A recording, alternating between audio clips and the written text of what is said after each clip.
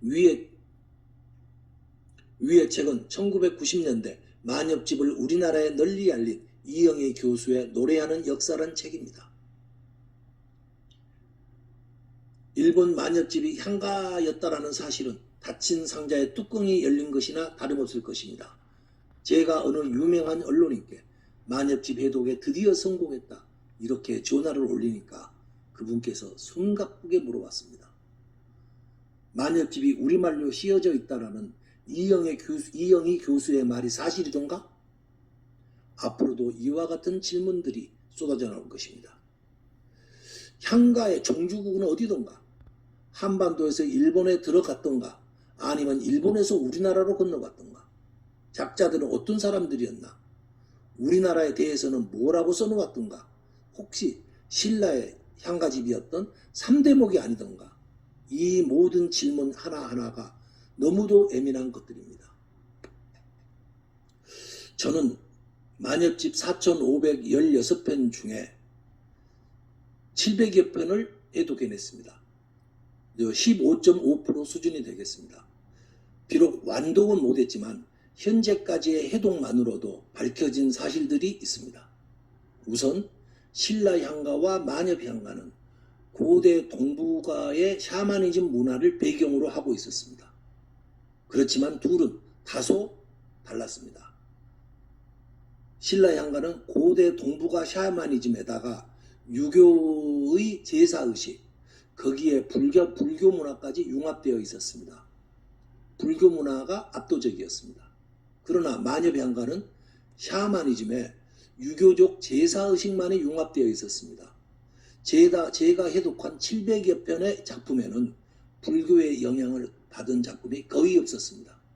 불교가 반영되지 않은 점이 매우 특이하였습니다. 향가의 기원 문제는 더욱 예민할 것입니다. 만엽집의 경우 서기 300년대 작품이 수록되어 있습니다. 신라향가는 서기 500년대 작품이 가장 빠른 작품입니다. 당연히 일본인들은 자신들이 효시라고 하면서 한반도에 비해 200여 년이 앞선다 이렇게 주장할 것입니다. 그러나 이런 주장을 무너뜨릴 작품이 한반도에 있었습니다. 바로 구지가입니다. 구지가는 서기 42년 수로왕이 김해 구지봉에 내려올 때 불리워진 작품입니다. 그런데 뜻밖에도 정말 뜻밖입니다. 신라향가 창작법을 구지가에 적용해 보았더니 구지가가 향가라고 밝히고 있는 것입니다.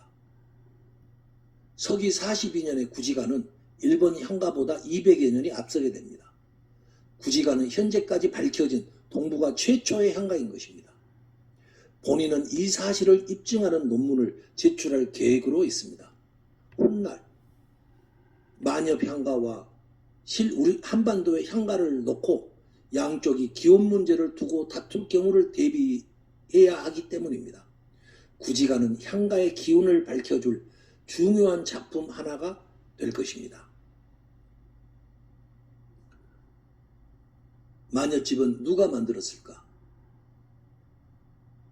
만엽집은 고대 한반도에서 일본으로 건너간 이들이 한반도의 언어를 기반으로 하여 일본 황실을 중심으로 활동하면서 만들어낸 그러한 작품들이 분명하였습니다. 그러기에 만엽집의 성격이 모호해집니다. 만엽향가를 우리 것으로 보아야 할지 전문적인 검토가 필요합니다.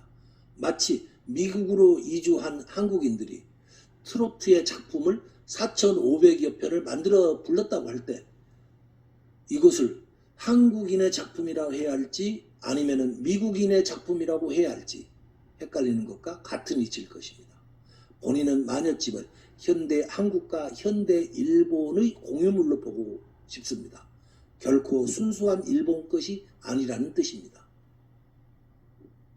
또 하나의 놀라운 사실은 만엽집 해독 결과 그 안에는 한국과 일본의 고대사가 상당수가 들어있다는 사실입니다.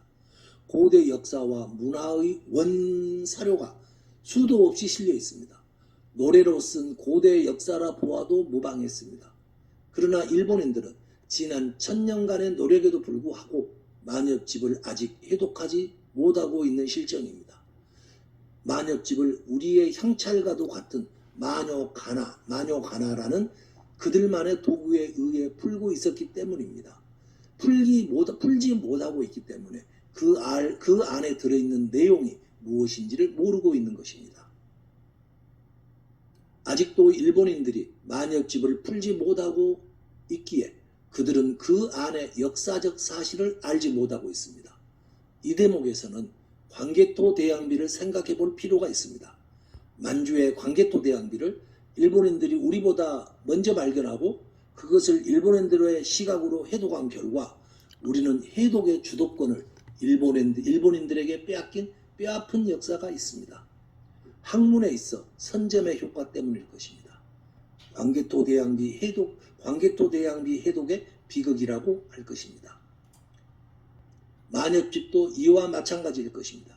만엽집 속에 있는 한일 고대사 원사료들을 우리가 먼저 풀어낼 수 있다면 한일 고대사를 우리의 시각으로 바라볼 수 있고 우리가 주도할 수 있을 것입니다. 그런데 만약에 일본인들이 신라향가 창작법을 우리보다 먼저 받아들여 만엽집을 해독해낸다면 광개토 대왕 비문처럼 한일 고대사를 현대 일본인들의 시각으로 재단할 것임은 분명합니다. 그렇다면 우리는 또다시 그들의 역사 해독과 만엽집 해독의 프레임에 갇히게 될 것입니다. 또다시 광개토 대양비의 비극이 반복될 수도 있습니다. 만엽집을 해독해낼 수 있는, 향가를 해독해낼 수 있는 저의 신라향가 창작법은 이미 공개되었습니다. 논문과 저서를 통해서입니다. 신라향가 창작법이 우리 학계와 국민들에게 널리 받아들여지기까지는 시간이 걸릴 것으로 예상합니다. 문제는 우리가 시간이 걸린다고 해서 일본도 그러리라 이러한 보장이 없다는 것입니다. 저는 한 군데 디딤다 파는 오다쿠라고 소문난 일본인들이 조만간 신라향가 창작법에 관심을 기울여 올 것으로 예상합니다. 몇 년 이내에 일본인들이 신라향가 창작법으로 풀어낸 만엽집의 해독 결과를 우리가 보게 될 수도 있을지 모릅니다. 만일에 일본인에게 선수를 빼앗기면 만엽집 속에 들어있는 고대사 해석의 주도권을 일본에게 빼앗기게 될지도 모릅니다. 그러나 우리가 먼저 해독해낸다면 근대 100년 이래 일본인들에게 끌려다녔던 한일 고대 향가 해독과 역사 해석의 프레임을 우리의 손에 쥘 수가 있을 것입니다. 우리나라의 많은 연구자들은 물론 일반 국민들께서도 신라향가 창작법에 관심을 갖고 향가와 만엽집의 해독에 집단지성을 모아주시기를 간곡히 권유합니다. 일반인들에게까지 만엽집 해독에 참여를 권유하는 것은 향가가 표의문자로 되어 있기에 일본어를 몰라도 가능하기 때문입니다. 우리가 선택하기에 따라서는 국가와 개인의 미래도 영향을 받을 수 있다고 생각합니다. 인문학은 미래에 영향을 주는 학문이기 때문입니다. 감사합니다. 저의 부족한 내용을 이렇게 들어주신 데 대해서 무한한 영광으로 생각합니다.